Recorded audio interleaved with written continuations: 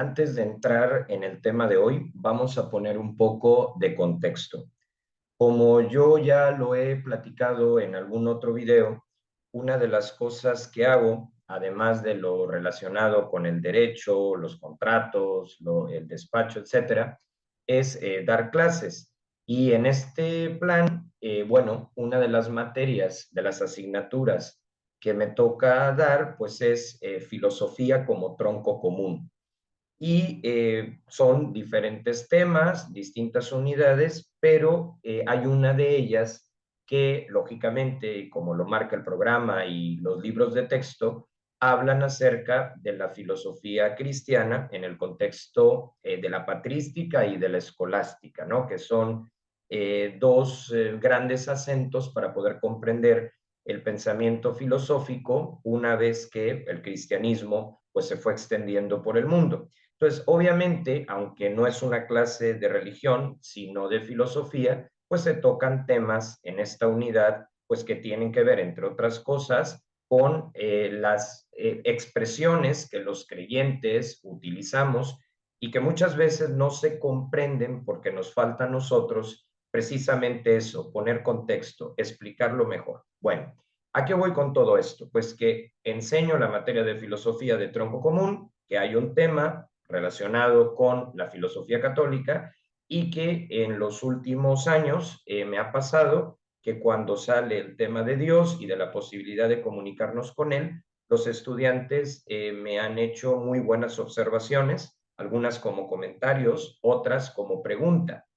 Y en el caso de las segundas, o sea, de las preguntas, casi siempre, semestre a semestre, me preguntan acerca de cómo es eso de que las personas pueden hablar con Dios. Por eso el título, que surgió de comentarios de distintas clases, de diferentes semestres y de personas, pues que lógicamente van cambiando conforme avanzan los grados en la escuela. Pero me he dado cuenta que hay un común denominador. Siempre hay alguien que, y yo lo agradezco muchísimo, porque los maestros tenemos que valorar siempre lo que los estudiantes nos dicen, lo que los estudiantes afirman, lo que preguntan, lo que niegan. ¿Por qué? Porque aprendemos de ellos. Y la verdad es que si no les diéramos ese lugar, pues la clase se volvería un monólogo y jamás hay que caer en esta cuestión. Una clase siempre tiene que ser un diálogo donde el estudiante contribuya a enriquecer la clase. Así que bueno, ese es el contexto. Me han hecho esta pregunta semestre tras semestre. ¿Qué es eso de hablar con Dios? Y como semestre tras semestre voy perfeccionando mi respuesta porque pues uno va aprendiendo cosas, estudia otras, pero también porque las va experimentando como creyente, pues ahora que ya tengo un tanto cuanto formulada la respuesta, pues me gusta grabarlas en el canal porque le pueden servir a alguien más, no solo a los 30, 25 o 15 que en un momento dado me pueden escuchar, sino que quede ahí como una opción, como una voz en internet, por si a alguien le sirve esto que ha salido de una clase de filosofía y que semestre a semestre los estudiantes me lo plantean y yo les agradezco y les doy el crédito porque indudablemente gracias a estas preguntas pues voy entendiendo desde dónde puedo contribuir, aunque no sea algo así espectacular, pues una especie de participación de mi parte. Bueno, ¿qué es eso de hablar con Dios? Que en la filosofía católica, los grandes intelectuales, también las grandes mujeres de la filosofía, como Edith Stein, han planteado, ¿no? O sea, ¿qué es eso de hablar con Dios? De entrada, muchas veces cuando me hacen la pregunta, viene acompañada de tres observaciones o puntos que los estudiantes hacen. Hay que partir del hecho de que las nuevas generaciones están muy interesadas en la fe. Es falso decir que no les interesa o que no les importa. Quienes afirman esto no conocen a las nuevas generaciones, porque cuando estás frente a un grupo, te das cuenta que sí les interesa. Tan es así que te tocan el tema incluso antes de que tú lo menciones.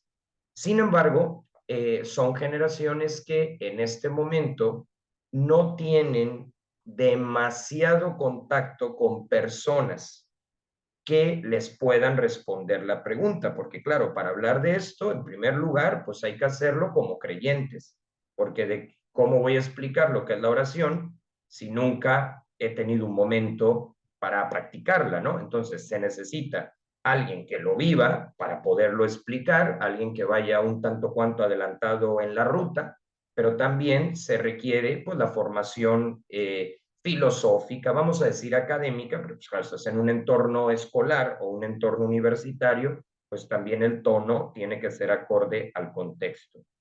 En resumen, lo que quiero decir con esto, porque yo suelo alargarme mucho y hay que ir al grano, ha sido una pregunta acompañada de 3 observaciones. ¿Por qué? Porque son generaciones que tienen interés en la fe, pero que no la conocen. Entonces parten de que se están acercando y entonces ciertas cosas que decimos no se entienden. Entonces la primera observación es esa, que al hacerme esta pregunta me han hecho ver que muchas veces los creyentes, al hablar de este tema, damos por sentado que ya conocen el lenguaje, la terminología, y la realidad es que no lo conocen, pero también es trabajo de nosotros darnos a entender, porque si yo uso una frase que a nivel creyente se entiende muy bien, a nivel iglesia no hay riesgo de que se salga de contexto, pero más allá de la iglesia sí se malinterpreta, bueno, yo tengo que tomar esa precaución para que no se malinterprete. Entonces, la primera observación es que,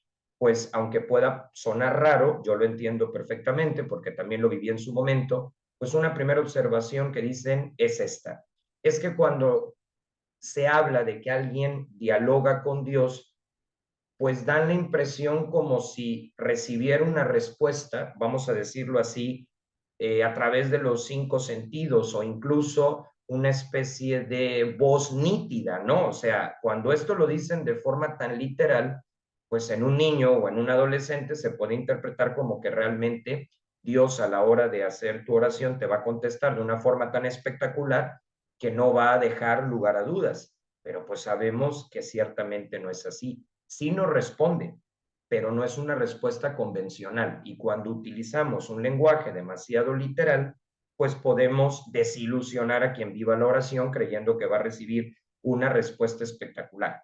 Sí va a recibir una respuesta, pero extremadamente simple, no simple en su contenido, porque sabemos que la vida interior es profundísima, sino simple en su forma, o sea, no se va a oír una voz, no va a llegar un inbox, no va a suceder una aparición, digo, ha habido casos en la iglesia donde sí, los grandes místicos, aquí estamos hablando de el ciudadano promedio, como digo yo, y yo que soy parte de ese ciudadano promedio, pues no nos suceden nada de estas cosas. Entonces, la primera observación es que a veces usamos un lenguaje que en quien todavía no lo conoce puede prestarse a que se confunda con pensamiento mágico o incluso un tanto cuanto irracional. Esa es la primera observación y la voy a considerar para formular la respuesta a esta pregunta con la que vamos a terminar el video.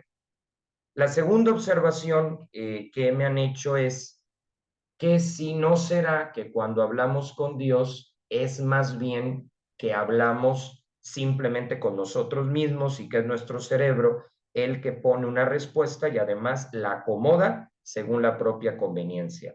Obviamente los creyentes sabemos que no es así, pero voy a poner esta observación porque la integraré en mi respuesta. O sea, ¿cómo saber? Y me parece algo bastante interesante su pregunta, ¿cómo saber que si estoy en la capilla o caminando en el bulevar mientras voy teniendo un momento de silencio interior, de hacer, no sé, la recuperación de cómo ha ido el día? ¿Cómo sé que yo no me estoy inventando o cómo sé que no estoy poniendo en la boca de Dios cosas pues que realmente me estoy inventando en ese momento para justificarme o vayan ustedes a saber para qué? ¿No? Entonces esa es la segunda observación que me han hecho cuando se plantea esta pregunta y creo que es una observación muy válida, ¿sí? Y la tercera, con la que acompañan pues esto de qué es eso de hablar con Dios, o sea, la forma en que formulé la pregunta es para respetar el lenguaje que casi siempre emplean. La tercera observación que me ponen sobre la mesa es, pues, ¿qué pasa cuando realmente llevas meses o años pidiendo una cosa, una realidad, y pues resulta que es como un grito al vacío, ¿no? ¿Qué pasa? Yo creo que todos, por muy creyentes que seamos, somos gente normal, de carne y hueso, que disfrutamos de lo sano que hay en la vida, y como gente normal, pues a veces sí nos pasa esto, que estás muy firme en una petición o en una cuestión y de repente sí puede llegar la sensación, como dicen algunos de ellos, de ser una palabra al vacío, que no lo es, pero el que no lo sea no significa que no se sienta. Entonces, bueno, esas son las tres observaciones y ahora lo que voy a hacer es, habiéndolos puesto en contexto, habiendo puesto también, valga la redundancia, sobre la mesa las observaciones, pues va la respuesta, digamos, todo este rollo que les acabo de decir para llegar a lo que quiero poner ya como cierre del video. Bien, a ver, aquí hay que entender una cuestión.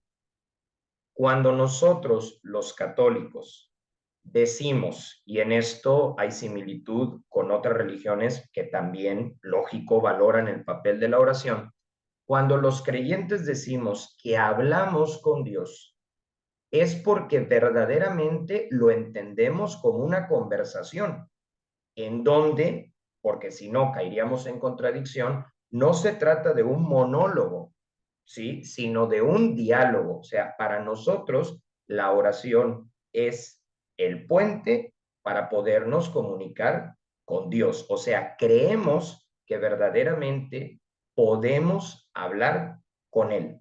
Ahora, decir que hablo con Dios no significa que la conversación fluya con las mismas características que fluye al hablar con un amigo, ¿sí? Que no es Dios, sino que es uno como yo. Pues lógicamente, en la vida de cada día, pues hablamos con personas a las que vemos, a las que escuchamos de forma literal, ¿sí? Y sin lugar a dudas, ¿no? ¿Por qué? Porque pues es con palabras que escuchamos y con gestos que estamos viendo en tiempo real.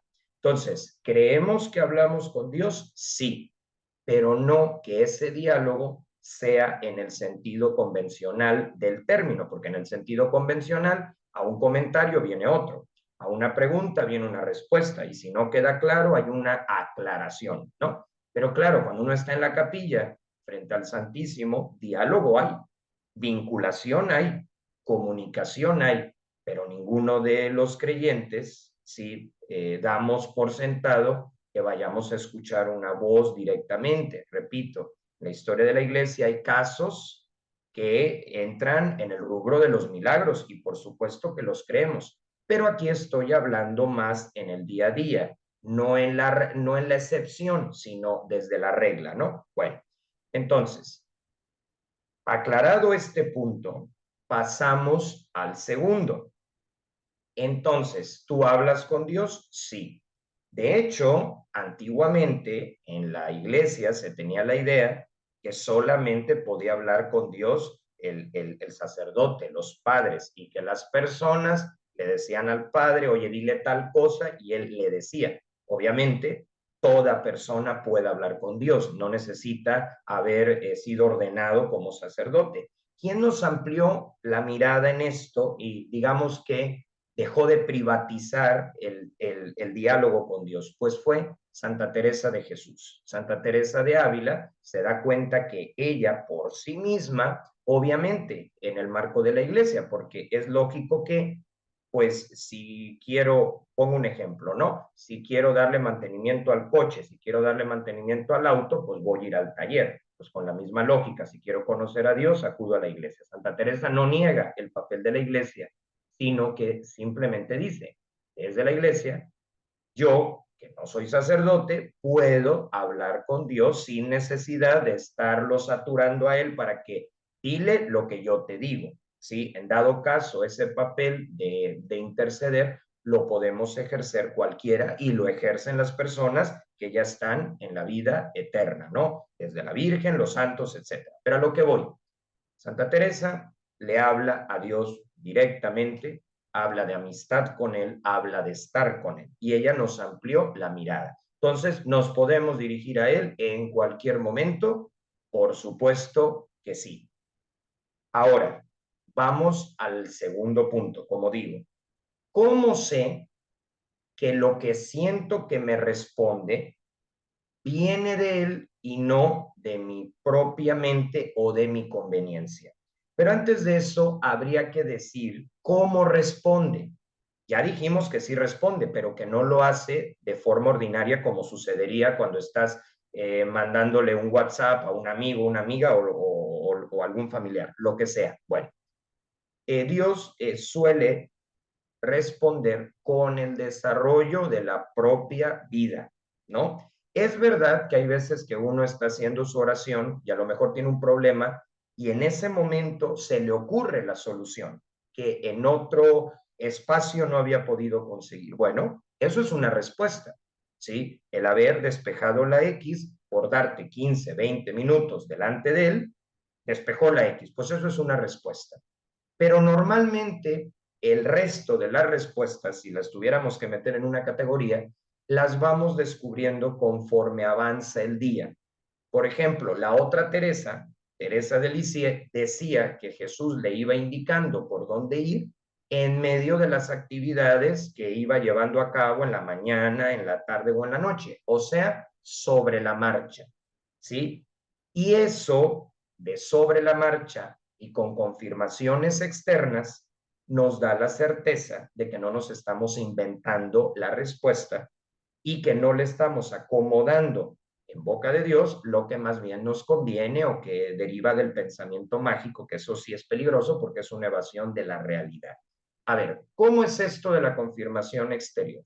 Bueno, vamos a suponer que yo en un momento de oración siento que Dios me inspira o me pide, así tal cual, dar conferencias o grabar un video como este, ¿no? Y entonces, pues eso es lo que se me vino a la mente y considero que a través de la mente, a través de los pensamientos, Él me está contestando. Bueno, vamos a suponer que yo doy por válido eso. ¿Hasta qué momento yo me lo debo de creer, ¿sí? Para evitar que sea cosa mía, conforme se desarrolla la vida. O sea, salgo de ese momento de oración, que puede ser en mi propio cuarto, que puede ser mientras doy una caminata, que puede ser en la capilla. Bueno, ahí lo capto, pero lo tengo que confirmar para no engañarme, porque claro que existe ese riesgo de ponerle a Dios palabras que no está diciendo y que yo me estoy inventando. Vuelvo a Santa Teresa, la de Ávila. Hay una anécdota, ella se asesoraba con el padre Jerónimo Gracián, ¿sí? Bueno, el padre Jerónimo Gracián era la persona que la acompañaba, su confesor, el que le daba consejos, ¿no? Para que se entienda. Y un día Santa Teresa llega con el padre Jerónimo Gracián y le afirma que Dios le había pedido tal cosa en la oración. Y el padre Jerónimo Gracián le dice, tenga cuidado porque cuando lo que Dios le dice se ajusta tan perfectamente a lo que usted quiere, eso puede ser que no viene de Dios, sino de su propia mente. ¿Qué le pasa a Santa Teresa? Santa Teresa, en ese caso concreto, era de hacer una fundación en una ciudad que ella quería, pero que realmente en los hechos no convenía hacerla en esa ciudad, sino en otra. Esa era la discusión que estaba teniendo con el padre Graciano. Entonces, ¿qué pasó ahí con Santa Teresa? Ella, en la oración, percibe que tiene que fundar en tal lado, pero no se queda solo en lo que recibe en ese momento, sino que sale de sí misma, sale de su pensamiento y lo platica con otra persona que obviamente está en contexto y que tiene el conocimiento de causa para poderle explicar. Y ya cuando va con él, descubre que le maneja otra ciudad y entonces ahí se da cuenta que pues no viene de Dios lo que ella había percibido o no vienen los términos en que ella lo entendió. ¿Por qué? Porque faltó la confirmación. En cambio, si ella sale con X ciudad y los consejeros que están a favor del proyecto que ella estaba haciendo, porque obviamente alguien que está en contra te va a decir que no, que sí venga Dios, pero que estaban a favor, que estaban en su mismo equipo y que le dicen de otra ciudad, si hubiera sido al revés, de sí, nosotros también vemos esto, ahí se habría dado la confirmación y ahí se demuestra cuando lo que recibimos en la oración viene de Dios y cuando lo que recibimos de la oración viene de nuestros caprichos o de nuestra forma de ser. Vuelvo a mi ejemplo. Supongamos que yo siento que Dios me responde, lo hace a través de pensamientos, normalmente de ideas que vienen, y digo, tengo que grabar un video de tal cosa o tengo que dar una conferencia de tal cosa para ayudar a que así, como a mí me ayudaron a entender la fe y ser una persona más feliz, bueno, ahora yo quiero que esto le llegue a alguien más. Bueno, ok, ya. En la oración me quedó claro esto. Y si cuando salgo de la oración subo un video y de pronto me empieza a escribir personas que, oye, a ver si haces otro, y de pronto te invitan a dar una conferencia a tal lado, y de pronto lo que comenzó siendo una intuición aparentemente tuya resulta que es valorada o apreciada por los demás, digo, siempre va a haber el que te critique y el que te diga, eso da igual, pero yo hablo de confirmación de la intuición interna de forma externa. Oye, pues detrás de esos que están valorando el video, oye, pues detrás de esa evaluación que fue positiva, ya hay un elemento externo fuera de mi mente, fuera de mis deseos, ¿no? Que me está confirmando lo que yo vi en la oración. O sea que la segunda observación queda despejada. ¿La oración es un autodiálogo? Bueno, puede serlo cuando no empleamos la técnica adecuada. Pero la regla en la iglesia es muy clara, que lo externo confirme lo interno. O sea, tiene que ser un doble sí para que sea sí. ¿Sí? ¿Por qué? Porque si hay un no en el interior y un sí en lo externo, eso indica de parte de Dios que tienes que reformular lo que creíste que vino de él hasta llegar a la conclusión de las confirmaciones, pero las confirmaciones de lo que tú percibiste internamente se van dando en el día a día, en el trabajo, en lo normal, de una mañana, de una tarde o de una noche, ¿no? Entonces, no, la oración no es un autodiálogo, no es pensamiento mágico, no es andar haciendo ridiculeces de por poner los ojos en blanco, que jamás está peligroso. Esas cosas no es la oración. Eso ya son cuestiones que se tienen que tratar, pues incluso en otros ámbitos, ¿no? Entonces, lo interno, sí, tiene que ser validado por lo externo. Y aprovecho el comercial para decir, por eso nosotros insistimos que se necesita ser parte de la iglesia. Ahorita está muy de moda, yo voy directo a Dios. Y ya dijimos que sí, puedes hablarle directamente a Dios. Pero a la hora de las confirmaciones, necesitas a personas que estén en tu contexto o que sin estarlo te puedan ayudar a conectar. Para no enredar, lo que quiero decir es que la iglesia, al estar formada por personas que tienen experiencia en esto, nos ayudan a poder distinguir justamente eso, si lo que creemos que viene de Dios efectivamente es de Él, o de mi ansiedad, de mi angustia, o de los deseos más o menos ordenados que uno pueda tener. Y hay otro método que, en mi opinión, forma parte de un todo, que nos viene pues de los monjes, ¿sí? Que se llama la Lectio Divina. ¿Qué es la Lectio Divina? Tomar el Evangelio del día, que lo pueden encontrar en internet con tan solo un clic, lo lees y entonces dices, a ver, ¿qué frases me llaman la atención? Ah, tal, tal y tal. Perfecto. ¿Qué me dicen esas frases? Pero conectándolas con lo que voy viviendo.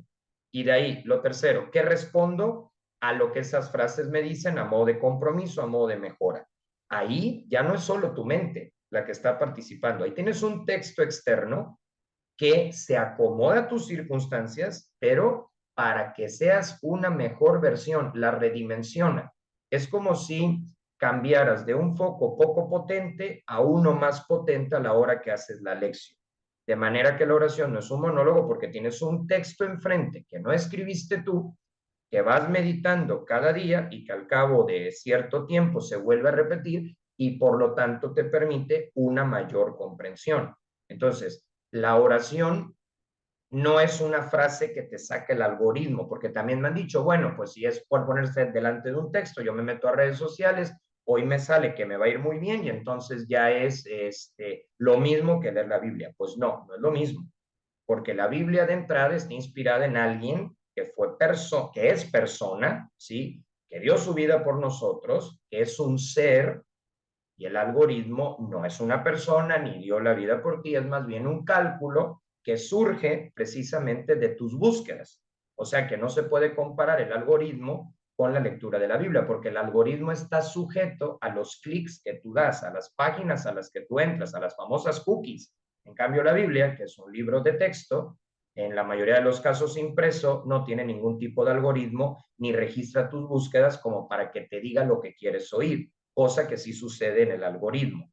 Por lo tanto, las reglas son dos. Uno, confrontar tu idea de Dios con la lección divina cada día. Y dos, que lo interno se vea confirmado en lo externo. Si eso sucede, pues ahora sí estás practicando una buena oración. Y como verán, no tiene nada de ilógico, porque no se queda en el ámbito interior, ahí donde te puedes inventar una novela. Eso puede pasar, pero aquí hay unas reglas, digamos que las vías que permiten llegar al tren, ¿no? Que es una expresión que usaba mucho el padre Jorge Loring y que a mí me ha ayudado mucho en diferentes temas. O sea, las vías, ¿sí? Le permiten al tren llegar. Entonces, ¿cuáles son nuestras vías para que esto no se vuelva una loquera o para que esto no se vuelva incluso algo fanático? Bueno, pues esas vías son confrontar mi idea de Dios con el texto, ¿sí? O sea, la palabra que se registra viene de Dios, y bueno, en el caso del Evangelio del día, del propio Jesús, de carne y hueso en medio de nosotros, pero también la confirmación interna o externa. Pongo un último ejemplo de esto para pasar a la tercera observación. Imaginemos, y yo creo que a todos nos ha pasado, en un momento de oración se nos mete que hay que formar tal grupo, y entonces sales con esa idea, empiezas a invitar, y nada de nada. O sea, por más que intentas, no se da, no se da, perseveras, no se da, no se da, no se da. Ah, bueno, pues entonces no te toca abrir ningún grupo, ¿sí? Claro, no es vencerse a la primera, pero cuando ya vas en la décima, entonces hay que reformular porque a lo mejor se refiere a otro tipo de grupo o no lo estás haciendo dentro de los parámetros adecuados. O sea, aquí lo que nos guía al final de cuentas es la propia realidad. Y eso hace que no seamos fantasmas o seres de otro mundo, sino personas pues de carne y hueso, pensantes, inteligentes, y que se dejan llevar por alguien tan grande como Dios, que obviamente escapa, ¿sí? A nuestra comprensión. Nos podemos acercar a través de la razón, pero finalmente admitiendo las limitaciones que hay en esto, y por eso nos ponemos estas reglas, ¿verdad? Para que pueda, pues, de alguna manera funcionar. Entonces, tenemos ya sobre la mesa, digamos, gran parte de nuestra respuesta frente a esta pregunta. Así que bueno, lo primero, he tratado de explicarlo con un lenguaje, digamos, que se entienda. Sí es un diálogo, pero claro, ese diálogo, ¿verdad? Pues se va dando no de forma, vamos a decirlo así, convencional. Y de ahí, ¿cómo saber que no me lo invento? Sí, y con este segundo punto respondí también a la tercera observación, al menos de forma indirecta, pero ya quedó comprendida en esta segunda parte de la respuesta, que es, bueno, hay una objetividad, ¿sí? Que viene de confirmar lo interno con lo externo y de plantarme frente a un texto que no viene de un algoritmo y que por tanto no se va a ver influenciado por lo que a mí me dé a entender basado en los gustos, sino en la objetividad. Y en cuanto a la tercera observación, aunque siento que ya está respondida, vamos a cerrar con esa última. Ok, ya entendí que pues se trata de un diálogo poco convencional, pero es un diálogo. Ya entendí que las respuestas es a través de los pensamientos, pero también de los hechos externos a mí. Ya voy entendiendo que hay dos reglas, lo interno con lo externo, la famosa lección. Pero ¿qué pasa cuando con todo y eso yo pido algo y ese algo pasa el tiempo y no hay una respuesta contundente? ¿Es una palabra al vacío? Por supuesto que no. No es al vacío. La no respuesta ya está generando en ti un cierto desarrollo personal que de otra manera no se daría. Lo explico y con eso termino.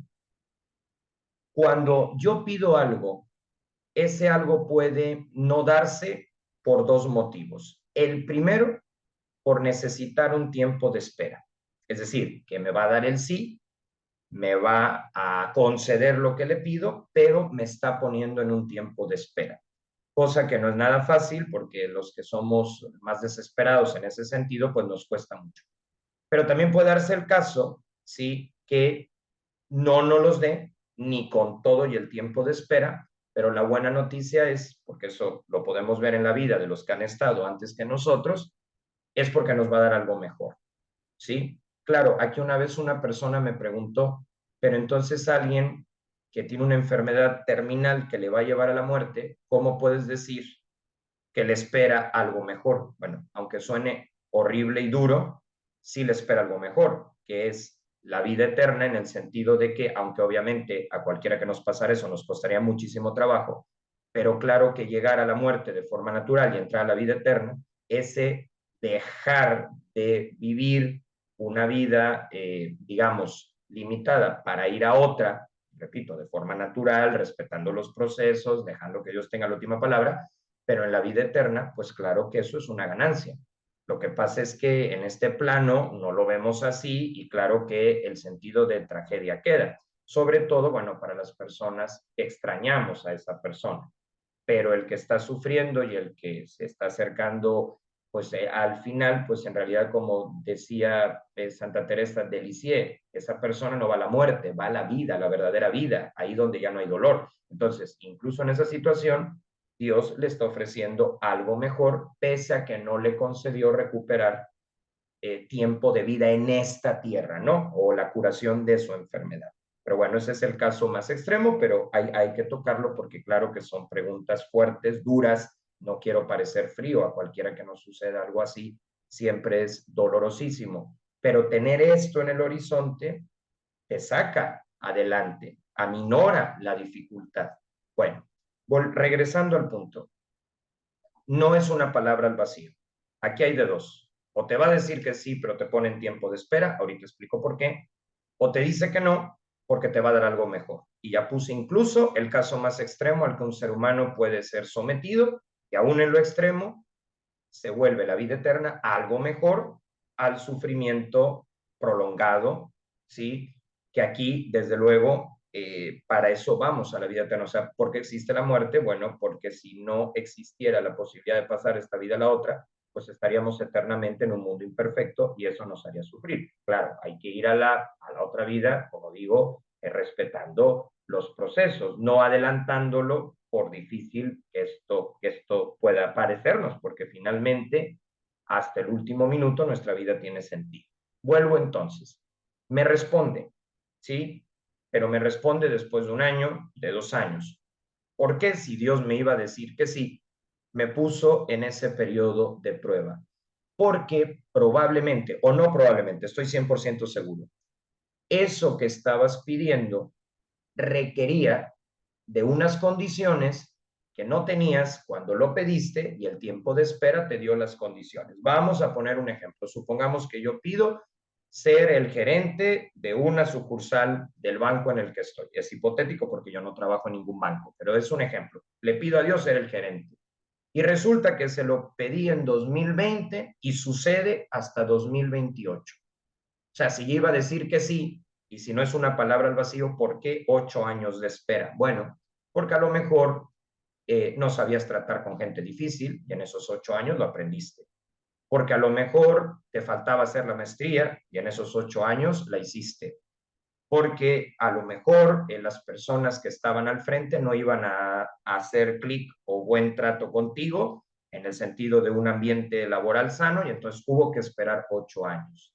Es decir, no le vas a dar a alguien que no sabe usar una computadora una, primero con la tuya se la prestas, le enseñas y ya de ahí se la regalas. Pues esa lógica tan básica es al mismo tiempo la lógica tan profunda de la oración. Y cuando es un no rotundo, en ese no ya viene un sí que lo va a superar. Claro, eso no quiere decir que sea fácil, porque la oración no es fácil. Es un camino complicado, es un camino donde muchas veces no sientes nada, y por eso se necesita de la iglesia que te guía, no que te manipula, que te guía. Hay que saber, aún dentro de la iglesia, quién merece confianza y quién no. Pero la iglesia, en el sentido auténtico del término, habla de esa parte confiable habla de esa parte que no te presiona, sino que te acompaña a hacer, como dicen algunos, esa no es frase mía, tu mejor versión. Entonces, ¿qué es eso de hablar con Dios? Un diálogo en donde necesitas corroborar lo interno con lo externo y en donde ninguna palabra, ningún momento, ninguna meditación se quede en el vacío. Todo llega y se desarrolla una pedagogía que nos va a ayudar a ser personas más completas y en condiciones para recibir aquello que vamos viendo y que es válido en una mentalidad de progreso, en una mentalidad de logro, en una mentalidad de metas, pero que entra en esta dinámica y en este trabajo. Así es como entendemos la oración, los creyentes, ya aclaradas las cuestiones técnicas y abriéndonos pues esa pregunta existencial, filosófica, de qué es eso de hablar con Dios, que ha quedado respondida, al menos como aproximación, en este video.